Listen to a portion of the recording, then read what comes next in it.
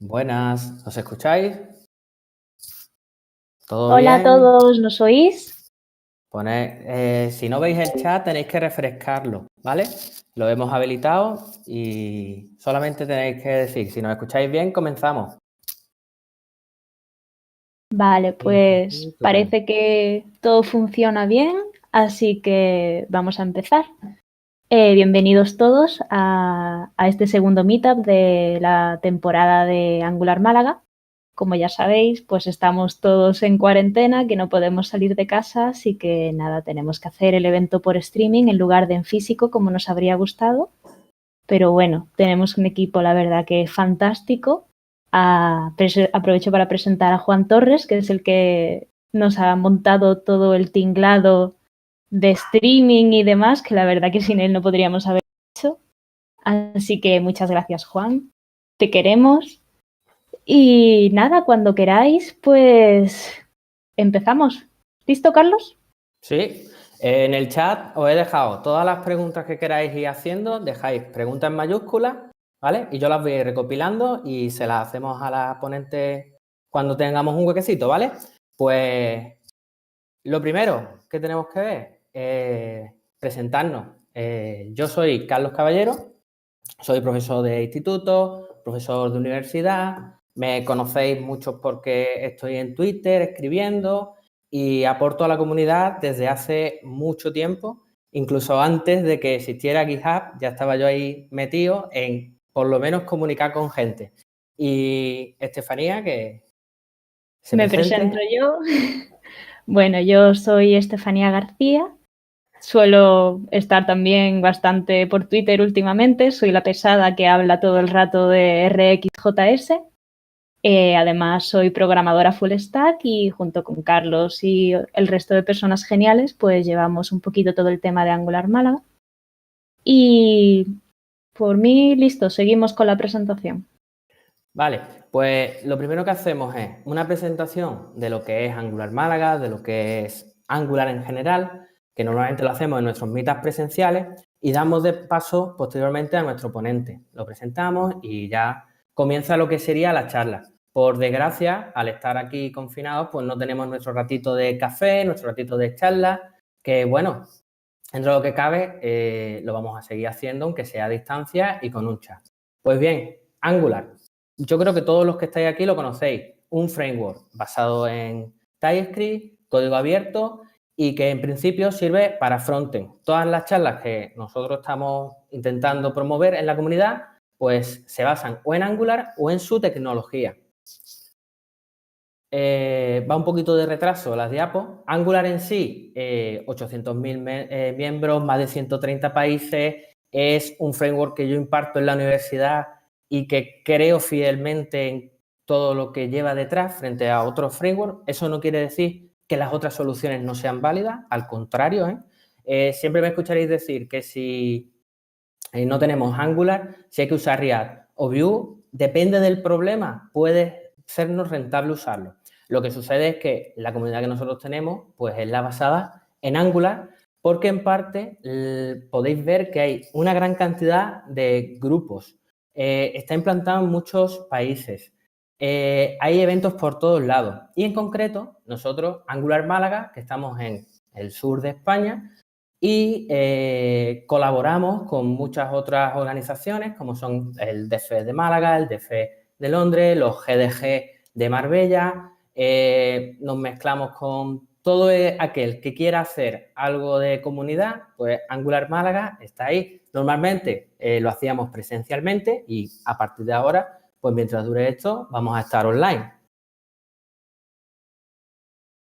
Un poquito para adelante. Y lo que os quería decir, Angular Málaga, nosotros somos una comunidad local, pero es que hay por todas partes del mundo. Tenemos NG Spain, NG Ron, el NG Vikings. Por desgracia, muchos de estos eventos este año se están cancelando debido a lo que tenemos ahora mismo por todas partes del mundo, pero como comunidad podéis encontrar tanto local como a nivel internacional. Vale, vamos para adelante. Y como siempre os digo, esto lo hacemos en nuestro tiempo libre, porque queremos, porque nos gusta, y contamos con colaboradores como son el Open Source Code, el Link by UMA, que es donde normalmente lo hacemos presencialmente, el GDG de Marbella, que nos echa un cable siempre que puede, y cualquier otro organismos, eventos que van realizando actividades relacionadas con Angular, con RX, JS, con TypeScript, son colaboradores nuestros. Y en principio buscamos sponsors también.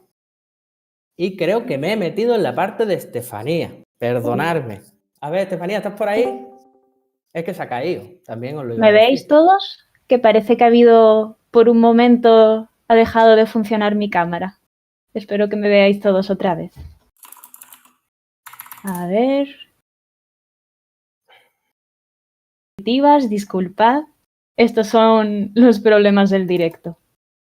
Entonces, bueno, como bien ha dicho Carlos, desde Angular Málaga somos una organización sin ánimo de lucro. ¿Qué quiere decir esto? Pues que todo lo hacemos porque nos encanta la comunidad, queremos aportar, queremos crear esa sensación de comunidad entre todas las personas, todos los desarrolladores y desarrolladoras de Málaga que amamos esta tecnología. Entonces, por ahora, nosotros hemos puesto el dinero que ha hecho falta para los eventos, lo hemos puesto de nuestro bolsillo. Entonces, estamos buscando sponsors. Si trabajáis en una empresa que trabaje con tecnologías relacionadas con Angular o con Angular en sí, o si tienes una empresa que trabajas con Angular y os interesa echarnos una mano o colaborar con nosotros, que somos una de las comunidades, por cierto, cada vez más grandes en España. De hecho, me parece que somos la segunda o tercera comunidad más grande a nivel nacional y a nivel internacional estamos muy presentes. Como ha comentado Carlos antes, colaboramos con varios eventos que a nivel mundial son muy potentes, como son el RxJS Live, que se va a celebrar este año en Londres. Hemos colaborado con el GDG de Londres, con las conferencias de JavaScript en Italia, en Alemania y demás países. Entonces, bueno, si alguien tiene interés en colaborar con nosotros como sponsor, en la siguiente diapositiva, si no te importa, Carlos, pasarla, tenéis la información de contacto, nuestros 2 correos electrónicos. Parece que van un poquito con retraso las diapos, ahí lo tenéis. Y nada, sin ningún compromiso, nos mandáis un correíto y os mandamos nuestro dossier, que es fantástico, muy chulo. Y listo. Así que, siguiente diapositiva, Carlos, por favor. Aquí tenéis, digamos, las maneras en las que podéis estar en contacto con nosotros, saber las últimas novedades de la comunidad de Angular Málaga, que es a través de Twitter, @AngularMálaga es la cuenta, y a través de Meetup, que me imagino que la mayoría lo conoceréis, ya que es donde estamos prácticamente más activos con todo el tema de los eventos y demás. Y luego, aparte, pues tenemos nuestra página web oficial, que es angularmálaga.com, que me parece que no aparece en la diapositiva, pero para que lo sepáis, pues también existe. Y bueno, por último, pues me gustaría presentar a nuestra ponente Elena Guzmán, que es fantástica, se ha prestado a hacer el meetup con nosotros por streaming, a pesar de todas las dificultades, bueno, que hemos tenido a nivel técnico y demás para gestionar todo el tema del meetup por YouTube y demás. Ella pues ha estado aquí con nosotros y me gustaría darle las gracias. Y nada, presentar su charla, que va a ser Refactoriza tu vida, mejorando código con empatía. Un aplausito virtual para Elena y que empiece el juego.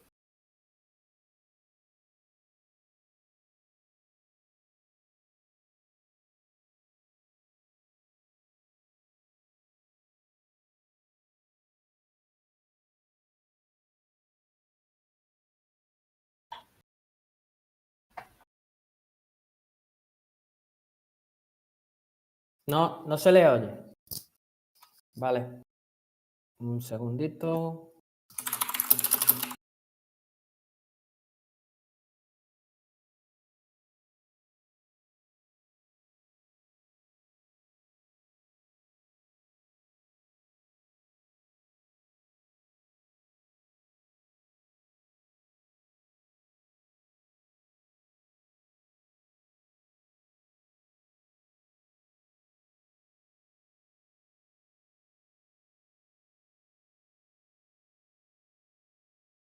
Ok. Ni tampoco la ven, ¿eh?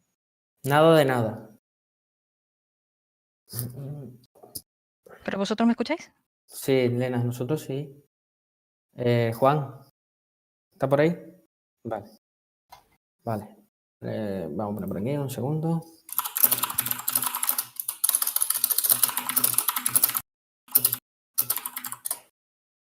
Ahora sí, ¿no? Vale. Ok, vale. Pero no se le ve, Juan.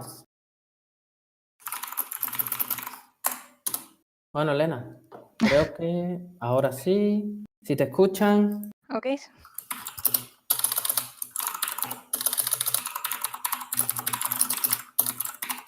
Vale, pues si quieres. Está Elena y ahora intentamos recuperar la señal. Muy bien. Ok, pues en la diapositiva sí que se... Sí. Estupendo. Bueno, pues os doy la bienvenida a esta charla de Refactoriza tu vida, sobre cómo mejorar nuestro código desde variables hasta clases y aplicando la empatía. Una vez más, dar las gracias a Angular Málaga por acogerme, por dejarme aquí contar mis historias y bueno, que espero repetir y que sea una experiencia buena tanto para la comunidad como para todos los que estamos aquí presentes. Ups, ¿me escucho duplicada? Ok, vale, ¿quién soy yo y por qué estoy dando aquí a chapa? Soy Elena Guzmán Blanco, soy junior.net developer, programadora.net en Bravent.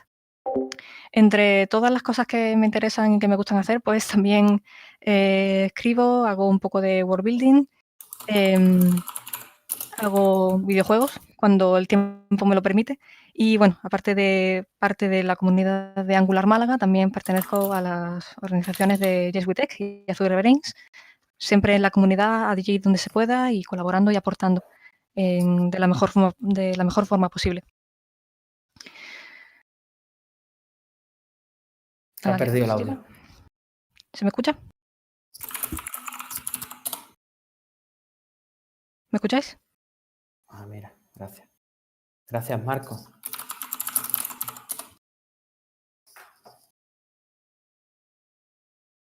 Ok, pues continúo. Vale, como habéis podido notar, esta charla pues tiene el factor empatía, ¿no? Pero antes de empezar a ahondar en ese tema, necesitamos saber qué es la empatía. La empatía es la capacidad que tenemos nosotras las personas para tomar la perspectiva de las otras personas con las que nos relacionamos. Tomamos esa perspectiva para tomar su verdad como una realidad y evitar juicios dentro de lo que cabe. Con todo esto, comunicamos los sentimientos que esto genera para poder hacer una comunicación lo más efectiva posible. ¿Por qué hablamos de empatía?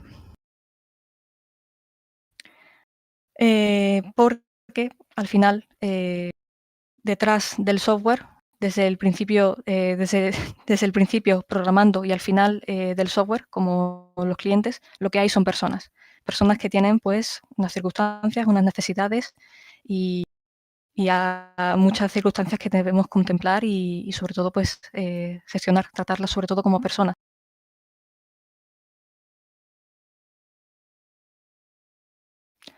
Tomando la descripción que hemos hecho de lo que es la empatía, bueno, pues lo que podemos hacer es tomar la perspectiva de la otra persona que está programando en tu equipo, evitar los juicios y escuchar el porqué de las decisiones que ha tomado, por ejemplo, en lo que es por ejemplo, un pull request. Reconocer las emociones que experimenta tu equipo ante una determinada situación y, por supuesto, comunicar de forma respetuosa y efectiva lo que se experimenta, lo que se piensa y, sobre todo, cómo se puede mejorar. Estas serían las características de la empatía, pues, aplicadas a lo que es el desarrollo.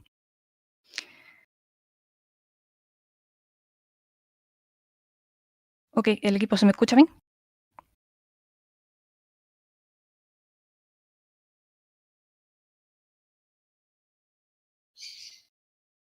Estupendo. De vez en cuando haré un check, por si acaso hiciera falta.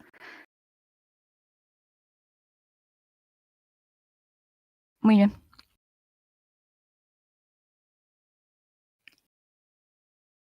Pues seguimos. ¿Qué ocurre con la empatía? Aplicar la empatía, sobre todo muchas cosas al tratar con las personas, es un tema muy complicado. Querer aplicar la empatía significa encontrar esa parte de nosotros que quiere conectar o que puede conectar con lo que está experimentando la otra persona, ¿no? Y eso muchas veces no es fácil, no es algo que todas las personas estemos dispuestas a hacer de primera mano. Por eso es una opción vulnerable, nos hace sentir vulnerables para poder conectar con la otra persona y entender el motivo de sus acciones y de sus decisiones, al fin y al cabo, ¿no? Pero al fin y al cabo, lo que tendremos al final es conexión con la otra persona, capacidad para ponernos en su piel y, en general, mejorar un ambiente de trabajo para trabajar mejor con las otras personas. Toda esta idea del meetup surgía principalmente por un concepto que un profesor mío en lo que era el ciclo formativo me hablaba, lo que llamaba a él programador vampiro. Esa persona que se dedica a programar en su casa totalmente a oscuras, en modo hacker, y sacar soluciones pues muy mágicas y como sacadas de la nada, ¿no? Y todo eso por sí misma, en solitario. Sin embargo, esta tendencia, como, bueno, obvio que la estamos viviendo de forma muy diferente y especialmente ahora en tiempos en tiempos de remoto y de trabajo en nuestros propios hogares, pues esto está desapareciendo, ¿no? Este concepto está condenado a la extinción. El código, la programación social o el social coding es clave. Es una corriente que ya no se puede parar y de hecho estamos viendo que es el futuro. Si viviéramos situaciones parecidas como la que estamos ahora, pues es la forma de hacerlo. También aparte nos permite pues crecer como developers, ¿no? Lo que aprendemos de las personas que están en nuestro equipo, aprender cómo se comunican, desde cómo se comunican hasta cómo programan. Eso nos permite crecer como profesionales.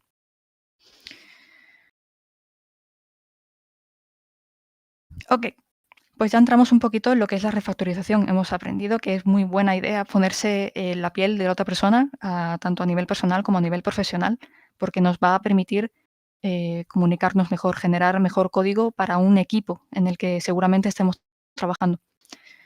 Así que, ¿qué podemos refactorizar? Todo, literalmente todo. Desde comentarios, pasando por variables, métodos, clases y nuestra forma incluso de trabajar. Eso entraremos ya en la parte final de lo que es el Meetup. Pero mientras vamos a ir abordando un poco los diferentes campos que podemos ir abordando y desglosando un poquito. Empezamos por las variables. Cositas que podemos sobre todo evitar para generar pues, código refactorizado, código limpio, y es buenos nombres de variables.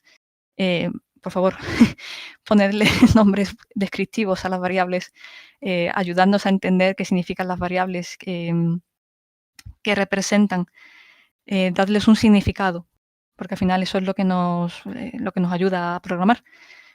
Como un ejemplo, pues ahí tenemos números que podrían ser cualesquiera, el número 1, número 2, o por ejemplo los números mágicos, directamente números clavados a pelo en nuestro código, que eso es la pesadilla, ¿no?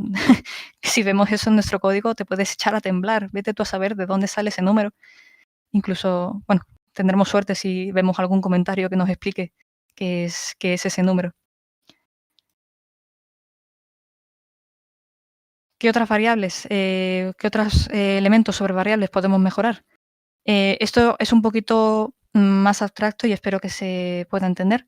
Básicamente es apreciar o utilizar el contexto que tenemos en nuestro código para poder leerlo de la forma más natural posible. Si tenemos una clase, por ejemplo, usuario o user, y si queremos acceder al nombre, lo lógico sería acceder a la clase con el nombre de la instancia del usuario y .getName o directamente name si accederemos a la propiedad. Lo que no tendría mucho sentido sería llamar a la instancia de user y llamar a una propiedad o a un método llamado getNameOfUser. En ese sentido, ¿qué es lo que me refiero con utilizar el contexto? Si estamos trabajando con una instancia, utilicémosla para dar contexto de a qué se refiere esa variable. Más cositas. Seguimos con el tema de nombres. Los nombres son, nuestra pesadilla y nuestra bendición. Es una de las cosas más difíciles que nos encontramos muchas veces, ¿no? De hecho, cuanto más descriptivos sean nuestros nombres, más valor podemos aportar. Entonces, como una regla de oro o a seguirla dentro de lo que sea posible, cuando demos el nombre a una variable, a una instancia, incluso a una clase, deberíamos poder resolver las 3 preguntas que vemos por pantalla. ¿Por qué lo hemos nombrado así? ¿Para qué es? ¿Y cómo se usa? Por supuesto, eso puede variar hasta el infinito en fin, 1000 casuísticas que no se pueden responder o lo que sea.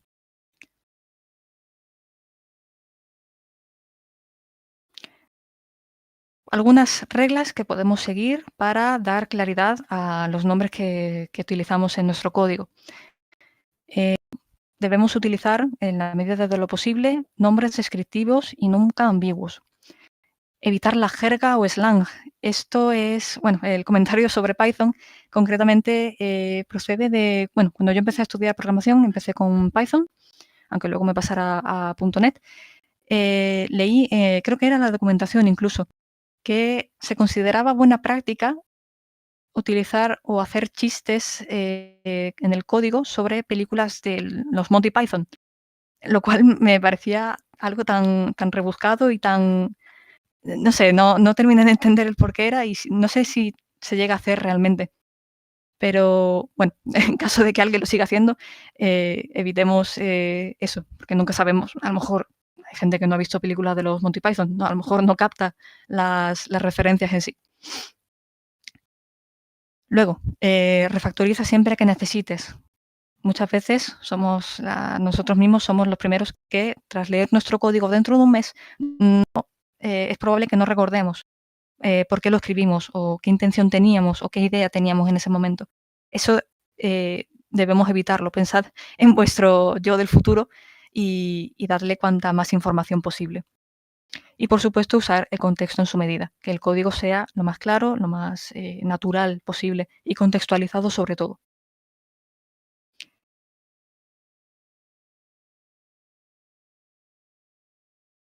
Muy bien.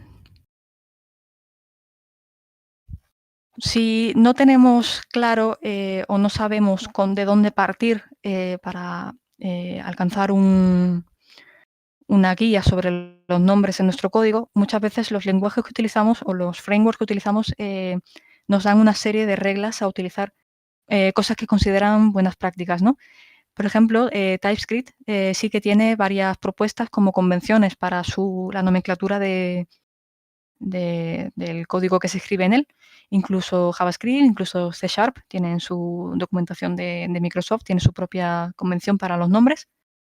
Y como con todo, y haciendo uso de la misma empatía, si hay dudas sobre qué convención usar, si no sabes cuál elegir, si ninguna te convence, al final lo que se debe hacer es reúne a tu equipo, háblalo con claridad y alcanzad una convención lo más acorde posible y, sobre todo, seguirla. Porque al final sois vosotros, el equipo en sí es el que lo va a usar, así que tiene que estar cómodo con esa convención. Pasamos a hablar sobre comentarios. ¿Escribes comentarios? Shame on you. Realmente esto es una broma, ¿vale? No hablo en serio. Hay una línea de pensamiento en el que escribir comentarios es mala práctica, pero realmente es todo muy susceptible y muy... depende mucho de las circunstancias del equipo, del código, del proyecto, de lo que sea. Así que, eso ya es una valoración muy personal de cada equipo y de cada persona. Si necesitamos una pequeña guía para escribir buenos comentarios, aquí una serie de puntos que podemos seguir en caso de necesitarlos. buenos comentarios, según el código limpio, escrito por el tío Bob. Los comentarios legales, los informativos, por ejemplo, en el caso de el código abstracto, los métodos abstractos, advertencias de consecuencias, cuidado con eso, si es necesario, comentarios de to-do, aunque eso cada vez lo recomendaría menos, porque existen herramientas preciosas para traquear tareas pendientes, ya sea Jira, Azure DevOps o cualquier otra alternativa que se os ocurra. Aún así, ahí están, son fáciles de localizar y son muy útiles. Y también el código de comentarios de posibles ampliaciones en el código. Eso también aplica al punto anterior. Existen trackers muy buenos para comentar tareas pendientes y posibles ampliaciones.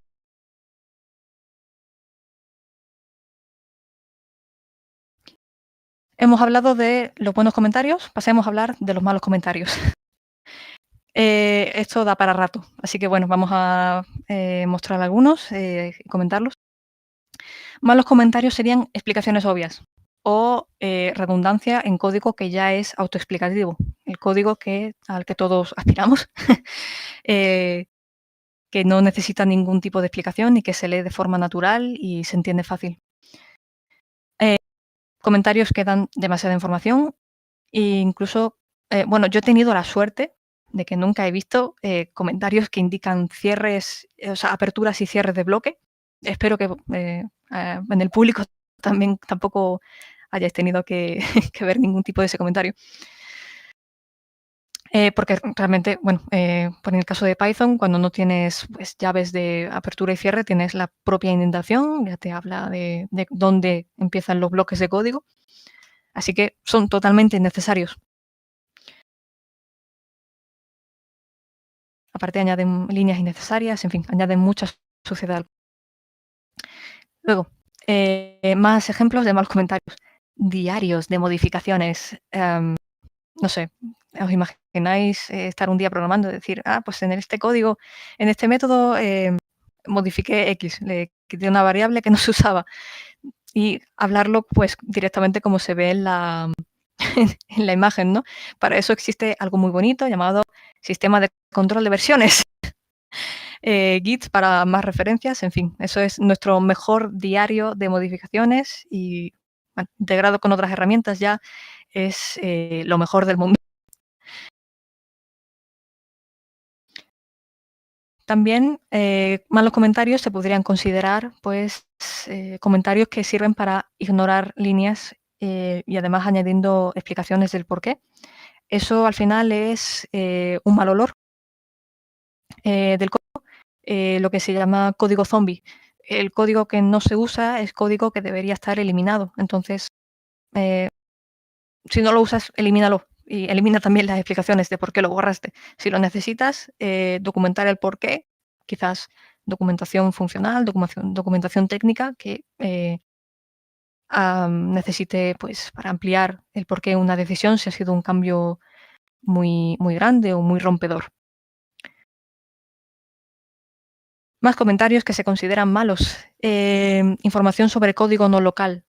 ¿Por qué tendrías un comentario de una clase en una segunda clase? Si necesitas comentario en una clase concreta, hazlo en la misma clase, en el método que sea específico. E incluso comentarios HTML. Los comentarios HTML, y en la imagen lo pongo como ejemplo, se utilizan, por ejemplo, en Android, o al menos se hacía cuando yo lo estudiaba. No sé si sigue siendo así, pero bueno, al final para lo que se utiliza ese HTML es para generar documentación a partir de ese código y sirve para generar pues es una HTML y después un PDF y lo que sea. Es, digamos, meter un poquito de suciedad en el código, no se recomienda, al menos por el libro del código limpio, pero al final, si lo necesitas para generar documentación de forma automatizada, pues siempre es algo válido. Todo depende de las circunstancias en las que te encuentres en ese momento dado. Muy bien, hemos terminado con los comentarios, así que pasamos a hablar de métodos o funciones. unas pequeñas reglas sobre los métodos. Nombres descriptivos. Siempre debe quedar claro a través del nombre del método qué es lo que hace este método. A más pequeño el código de un método, mejor. Mucho más simple, mucho más legible. También deberíamos intentar que una función, un método haga solo una tarea. Por supuesto que sea leída de arriba a abajo, que sea lo más natural posible. Y busca el camino feliz. Porque al final, cuando hagamos una relectura, si estamos refactorizando, si estamos buscando un bug o lo que sea, debemos buscar, nuestra mente va a buscar el camino feliz y no liarte a lo mejor en ifs muy rebuscados o lo que sea. Cuanto más simple, cuanto más natural, más sencillo, mucho mejor. Por supuesto, no me gusta el KISS original, este mensaje de Keep it simple, stupid, así que Keep it simple, sweet, que es mucho más amable y mucho más empático.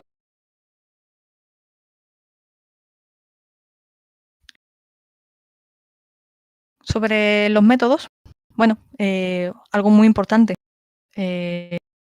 los parámetros. Hay ciertos números mágicos que deberíamos tener en cuenta a la hora de añadirle parámetros a nuestros métodos. Si tienen 0 comentarios, es algo ideal, pero a veces es inevitable.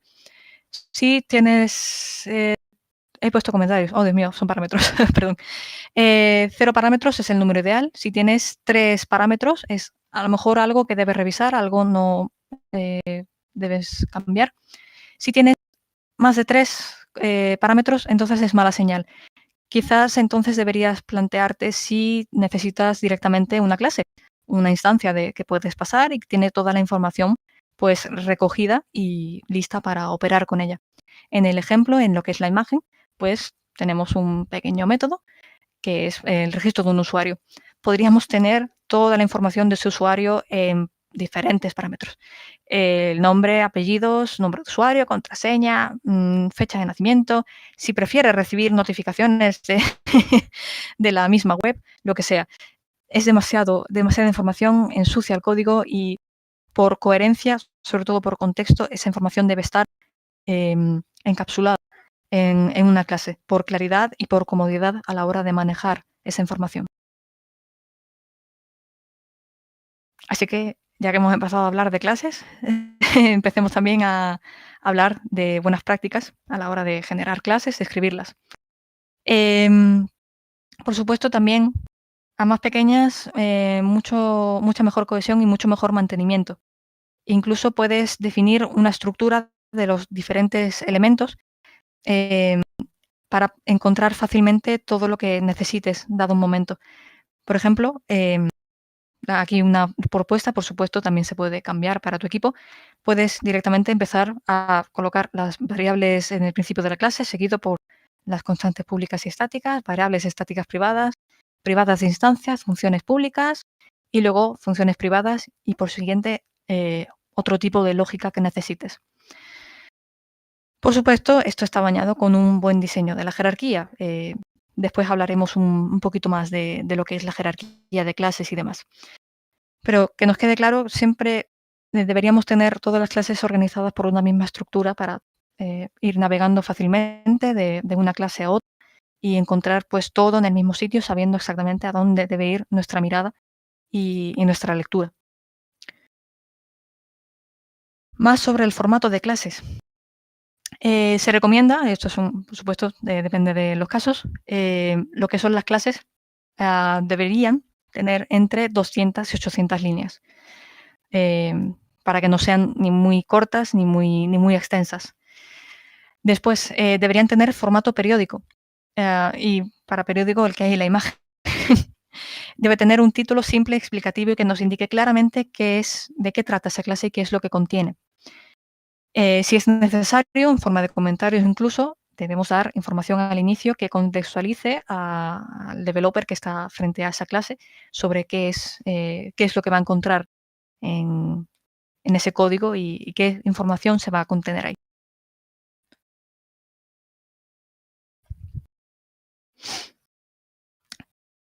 Hemos hablado de buenas prácticas en lo que son las clases. Así que vamos a empezar a hablar de las malas, errores que podemos cometer pues, de vez en cuando. Y básicamente bueno, son los malos olores aplicados a la programación orientada a objetos, las clases en concreto. Empezando por la envidia de características. Aquí estamos, nos ponemos un poquito un ejemplo, ¿vale? Imaginemos que estamos haciendo un RPG, un videojuego, en el que tenemos pues, a nuestro personaje. Nuestro personaje pues, se va a ir moviendo a raíz del input que le vamos realizando. Y cada vez que se mueve, pues diferentes acciones se desencadenan. En este caso, pues cuando se mueve nuestro personaje a una posición concreta, lo que son el grupo de personajes que acompañan a nuestro protagonista le siguen. El mapa del juego se actualiza y el mapa puede incluso hacer un scan de los enemigos que tiene a su alrededor en el mapa para advertirnos de dónde está el peligro. ¿Qué pasa? Como tenemos en el ejemplo del código, nuestra clase de personaje empieza a hacer demasiadas cosas incluso que no le pertenecen. Cuando se mueve, esa es la clase misma, llama a los aliados y también actualiza el mapa y dice que el mapa debe mostrar a los enemigos. En fin, tiene un montón de código que no le pertenece de por sí, por concepto. Tiene envidia de las características de otras clases. Y al final debemos, por coherencia del código, debería estar gestionada por otra clase que se dedique específicamente a eso.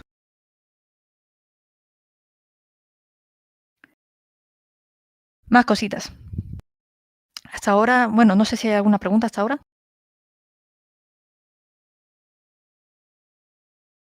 O si hablo muy deprisa o si voy muy demasiado rápido.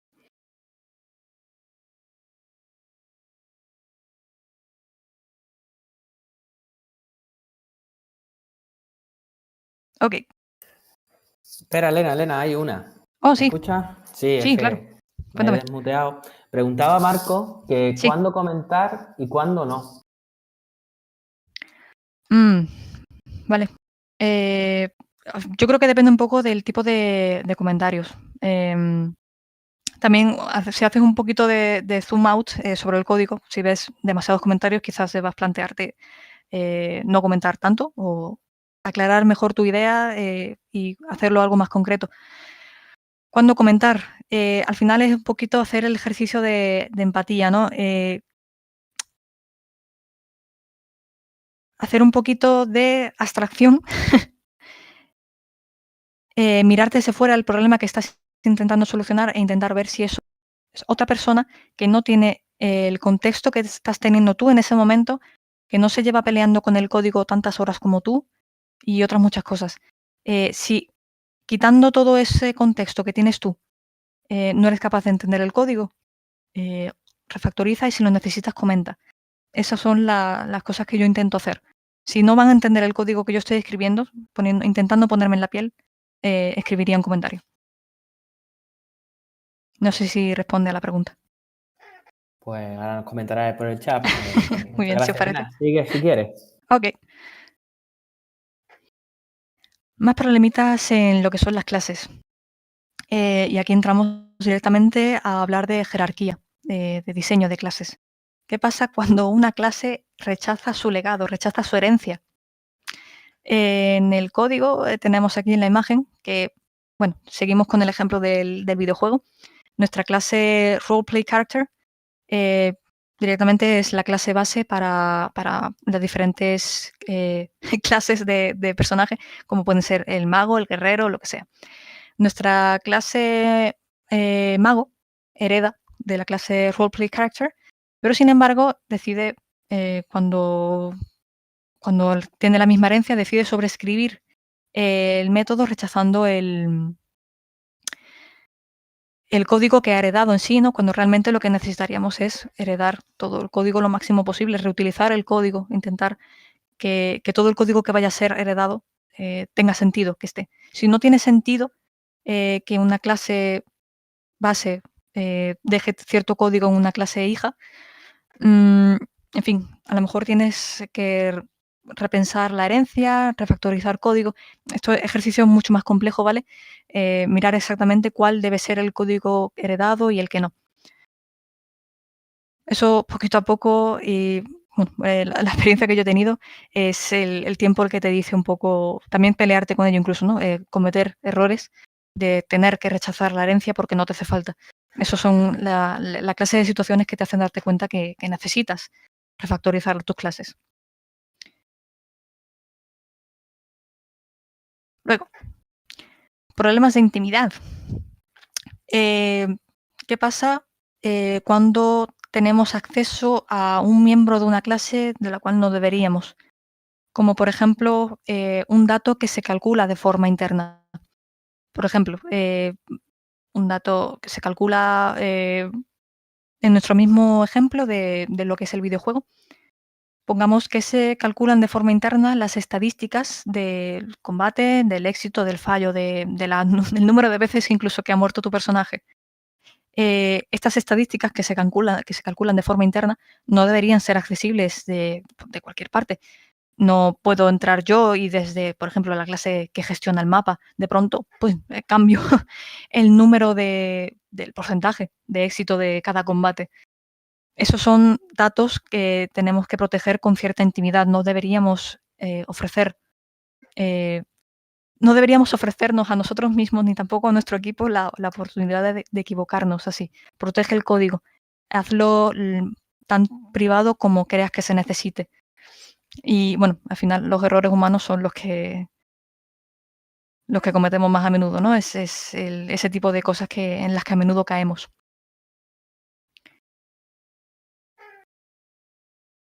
Ok, seguimos con clases perezosas. Y ya aquí acabaríamos con lo que son los malos olores de lo que son las clases. Clases perezosas son las clases que no hacen nada o que hacen algo que quizás puede ser gestionado por otra clase más general y que directamente, pues incluso podemos considerar código zombie, ¿no? Si no existe, si no necesita, si no se usa, lo mejor es que lo elimines. Está ensuciando el código y genera confusión a la hora de leerlo. ¿Por qué esa clase sigue ahí si no se usa? ¿Qué propósito tenía? ¿Para qué se pensó o qué nos hemos perdido?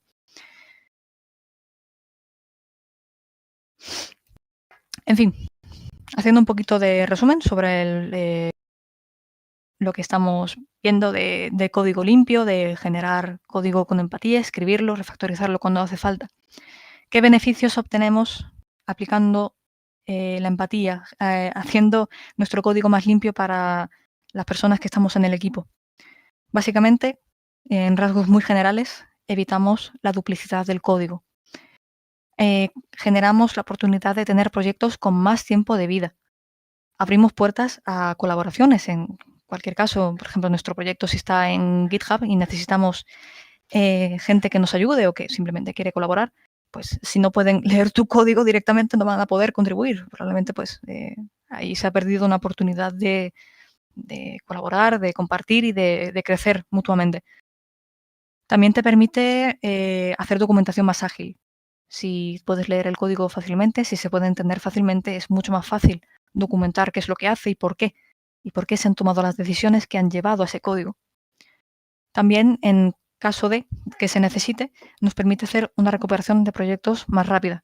Muchas veces, bueno, en mi caso tengo demasiados side projects y bueno, cuando quiero a lo mejor volver a retomar un proyecto que hace meses que no toco, pues si mi código está limpio es mucho más fácil que yo me reenganche y pueda seguir evolucionando ese código. Y eso es felicidad para, para la gente que programa, ¿no? Que puede leer su código después de un tiempo y puede retomarlo fácilmente.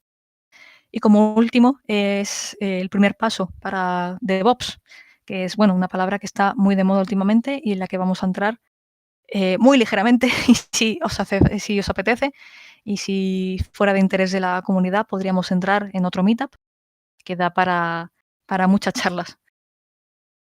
Ok, pues esto es solo el principio. Generar código limpio, generar código con empatía es el primer paso. Podemos aplicarlo en muchos contextos. En nuestro código, en nuestras clases, si estamos tanto como alumnos o alumnas, como profesores, profesoras. En nuestro lugar de trabajo, en nuestros diseños de proyectos, con nuestros diferentes compañeros y compañeras y, por supuesto, con clientes. Ok, ya que hemos mencionado DevOps, pues vamos a explicar un poquito qué es el palabra y por qué es tan importante, porque es el primer paso para esta... ¿Por qué el código limpio es el primer paso para todo esto?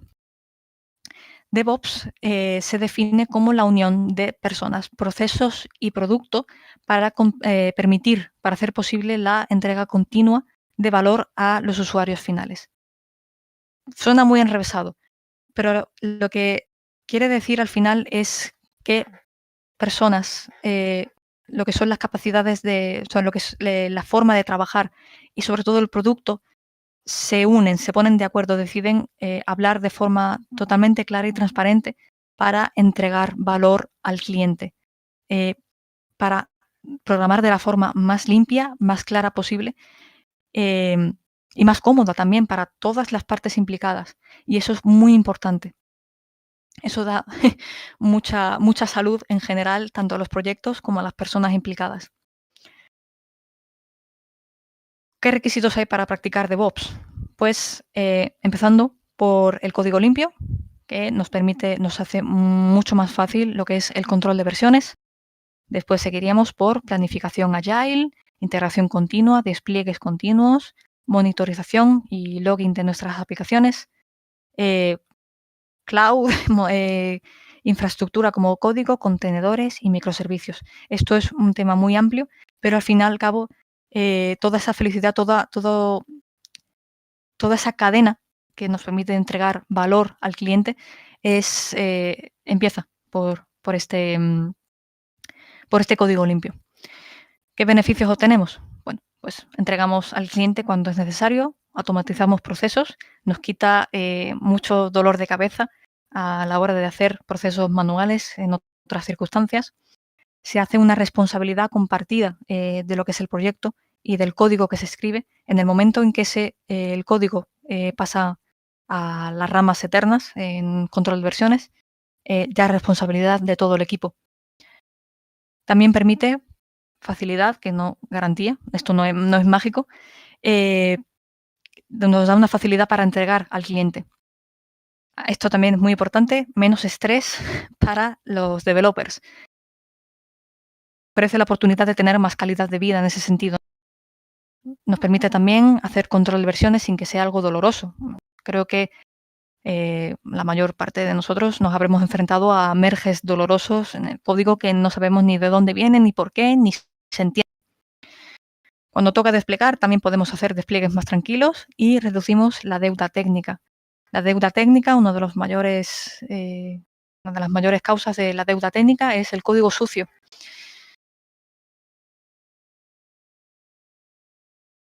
Y bueno, esto ya como aporte final.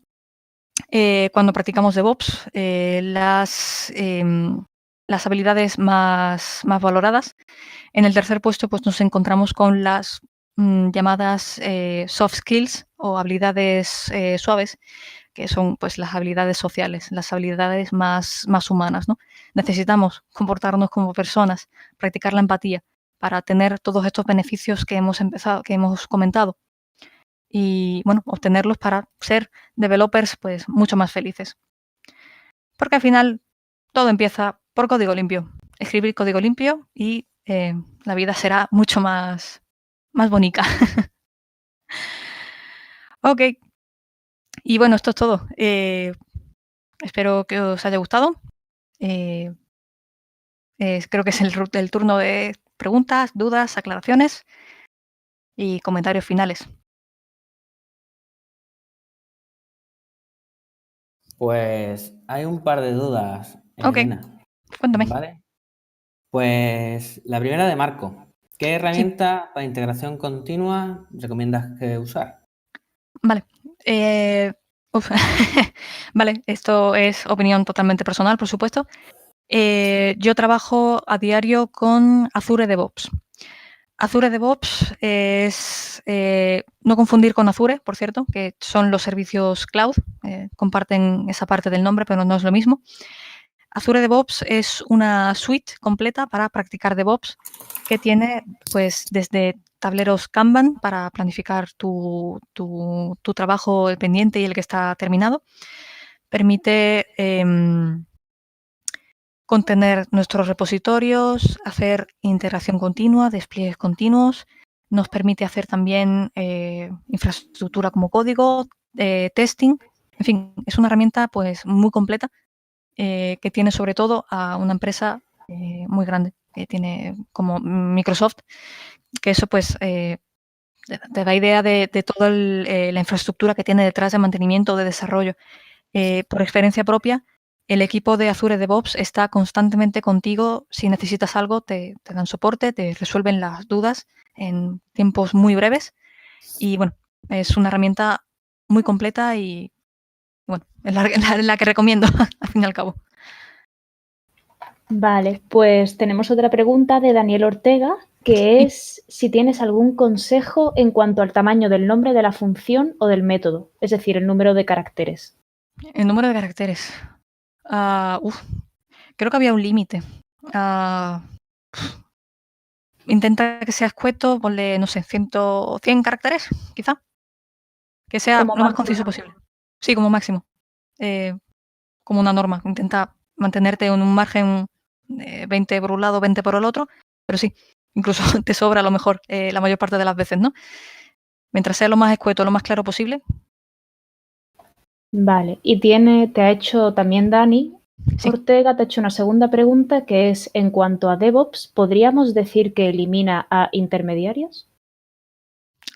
Intermediarias. No sé a qué se refiere con intermediarios. Pues Si nos puedes responder. Daniel Ortega, si escribes en el chat a qué te refieres con intermediarios, Elena te podrá contestar. Con gusto. Sí, si quieres, mientras él va escribiendo, pues otra pregunta de José Luis Pimienta. Saludos de España, porque nos escucha desde Miami. Bueno, nos escucha y nos ve desde Miami. Wow. Él pregunta qué herramientas usas en tu equipo para mejorar la calidad del código. SonarQube, Linter, etcétera. ¿Qué herramientas usas para eso, para la calidad del código? Sí, pues usamos Linter. Luego también tenemos revisores del código para C#. Bueno, yo es que programo principalmente en C#. Y luego, pues, para detectar lo que es la deuda técnica, SonarQube, sí. Solo que yo uso concretamente la versión Cloud, Sonar Cloud. Pero sí, es muy potente y recomendado total. Te dice hasta que lo que tú no entiendes el código que has escrito. Que por cierto, no sé si todo el mundo está familiarizado con el término de deuda técnica. No sé si a lo mejor hace falta que lo explique. Bueno, coméntalo si quieres. Sí, coméntalo por encima. La deuda técnica es algo que nos pasa a todo el mundo y lo hacemos sin querer. Parece un término parece como muy grave, ¿no? Pero realmente es lo que ocurre cuando tomamos malas decisiones o decisiones apremiadas por el tiempo, por el cliente, por el dinero, ¿no? Es la deuda que vamos generando por ese código que tiene malas decisiones, ¿no? Al final son problemas que se van acumulando y que en algún momento te va a tocar pagarlos. Y eso pues al final es muy negativo porque repercute en el tiempo, en los costes para el cliente, el estrés para el equipo de desarrollo. En fin, es algo a evitar todo lo posible. Detecta la deuda técnica y evítala dentro de lo posible porque al final se paga. Vale, y volviendo a la pregunta antes de Daniel Ortega, Sí. te repito la pregunta que era, en cuanto a DevOps, ¿podríamos decir que elimina intermediarios? Y por intermediarios él se refiere a el desarrollador que habla con el manager con el que vende el producto, el que lo vende al cliente, etcétera. No, yo no diría eso. Diría que agiliza la comunicación entre... De hecho, todo lo contrario. Perdón. Sí. Al final estamos hablando definición del producto. O sea, cliente y equipo de desarrollo tienen que estar en comunicación constante. No los elimina. Agiliza su comunicación. Eso es lo que se pretende. Que haya la máxima comunicación posible, la más empática y la más clara. Ese diría que es el objetivo de DevOps. Así que no sé si te resuelve. Vale, nos entra una última pregunta que es, ¿merece la pena actualizar a cada versión? ¿Cuándo debemos dar el salto para no quedar demasiado obsoletos? versión de Imagino que del software. ¿De Azure DevOps? Pues no lo especifica. Si te Se refieres refiere tanto a Angular como a las diferentes versiones de .NET, etcétera. Eso es un tema complicado. Eso es... Ujú. Hay que hacer un muy buen análisis de qué es lo que se va a romper si actualizas. Básicamente diría eso. Hay que tener mucho cuidado con eso, porque los breaking changes pueden ser bastante destructivos para tu proyecto y, en fin, hay que tener cuidado. Al final eso hay que hacer un esfuerzo en dedicar tiempo de investigación solo a eso. Si te merece la pena, si necesitas las actualizaciones que se integran con esa nueva versión, en fin. Todo depende del análisis. Espero que resuelva tu duda. Bien, parece que en principio no hay más preguntas. Sí, hay una más. ¿Ah, sí? Sí. Vale, no lo había visto. De Juan Rosales. Hola. En cuanto a los comentarios en tu código, ¿refactorizas tus comentarios? Es decir, ¿vuelves a ver tu código para quitar obviedades? En mi caso sí. Intento siempre hacerlo. Y si algo me sobra, directamente al tablero de Azure DevOps y decir esto hace falta o esto no se ha hecho bien o lo que sea. Y sobre todo, lo hago también en proyectos en los que estoy yo sola, o sea, en mis side projects, para tener claridad, porque muchas veces son tus propios compañeros y compañeras en el equipo de desarrollo los que te dicen, oye, esto no lo entiendo, ayúdame a entender. Y entonces tú haces ya el check. Cuando estás solo o sola, al menos durante un tiempo, pues tú necesitas hacer esa revisión. Y si creas el hábito para ti, pues lo puedes propagar a cuando estés programando en equipo. Pues sí, creo que ya sí que no hay más preguntas. Ok. Por vuestra parte, ¿tenéis alguna preguntilla? Estefanía, Carlos. Por mi parte, ninguna. Muy bien. No, yo darte las gracias por haber estado aquí este ratito con nosotros. Y bueno, en principio Angular Málaga sigue. Nuestra intención es, como siempre, hacer una edición cada mes. Y mientras estemos confinados, pues vamos a intentar hacerlo por streaming. Y cuando ya volvamos a poder vernos, pues echamos una tarde juntos y compartimos un ratito agradable. Y si no, estamos en redes sociales para compartir dudas y momentos, anécdotas y sobre todo código limpio. Eso siempre. Y nada, yo también quería darte las gracias, Elena, por estar con nosotros, por haber estado ensayando, que estos días no se ve, no se aprecia obviamente ese trabajo que hay detrás del meetup, pero sí, llevamos varios días haciendo pruebas y demás, así que muchas gracias por eso y por la charla que ha estado súper guay. Y nada, lo mismo que ha dicho Carlos, Angular Málaga sigue. Animo a todos con la cuarentena, que al final, tarde o temprano, se acabará. Podremos salir a la calle, volver a hacer nuestros meetups en físico y disfrutar todos juntos. Muchas gracias a todos por asistir a este meetup en streaming. Muchas gracias. Muchas gracias. Hasta luego. Hasta luego.